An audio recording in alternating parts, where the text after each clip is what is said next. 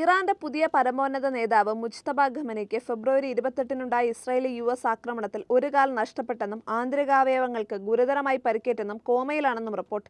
ഇറാനിലെ ഉന്നത വൃത്തങ്ങളെ ഉദ്ധരിച്ച് ബ്രിട്ടനിലെ ദ സൺ പത്രമാണ് ഇക്കാര്യം റിപ്പോർട്ട് ചെയ്തിരിക്കുന്നത്. മുജ്തബ ടെഹ്റാനിലെ സിനായ് യൂണിവേഴ്സിറ്റി ആശുപത്രിയിൽ കനത്ത സുരക്ഷയിൽ ചികിത്സയിൽ കഴിയുകയാണെന്നും ആശുപത്രി പരിസരം സൈന്യം സീൽ ചെയ്തിരിക്കുകയാണെന്നും റിപ്പോർട്ടിലുണ്ട്.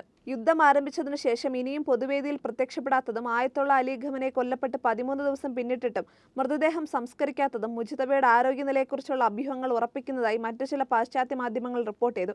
അതേസമയം മുജ്തബ ജീവനോടെ ഉള്ളതായാണ് റിപ്പോർട്ടെന്നും അദ്ദേഹം ഗുരുതരാവസ്ഥയിലാണെന്ന റിപ്പോർട്ടുകൾ തള്ളിക്കളയാനാകില്ലെന്നും അമേരിക്കൻ പ്രസിഡന്റ് ഡൊണാൾഡ് ട്രംപ് പറഞ്ഞു. മുജ്തബ ജീവനോടെ ഉണ്ടെന്നാണ് ഞാൻ കരുതുന്നത്, പക്ഷേ ശാരീരികമായി വലിയ തകർച്ച നേരിട്ടിട്ടുണ്ടാകാമെന്നാണ് ഫോക്സ് ന്യൂസിന് നൽകിയ അഭിമുഖത്തിൽ ട്രംപ് പറഞ്ഞത്. ഇറാനിലെ പുതിയ പരമോന്നത നേതാവ് ആയത്തുള്ള മുജ്തബ ഖമനയ്ക്ക് ഗുരുതരമായി പരിക്കേറ്റതായും ശരീരം വികൃതമാക്കപ്പെട്ടതായും യു.എസ്. പ്രതിരോധ സെക്രട്ടറി പീറ്റ് ഹെഗ്സത്തും സ്ഥിരീകരിച്ചു.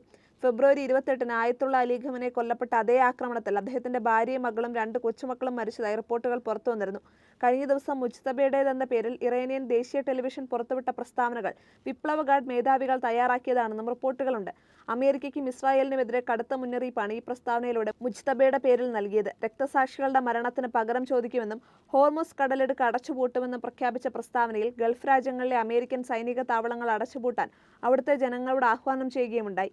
അമേരിക്ക നൽകുന്ന സുരക്ഷാ വാഗ്ദാനങ്ങൾ വെറും നുണയാണെന്നും അയൽ രാജ്യങ്ങൾക്കെതിരായ ആക്രമണം തുടരുമെന്നും മുജ്തബയുടേതെന്ന പേരിൽ പുറത്തുവിട്ട പ്രസ്താവനയിലുണ്ട്.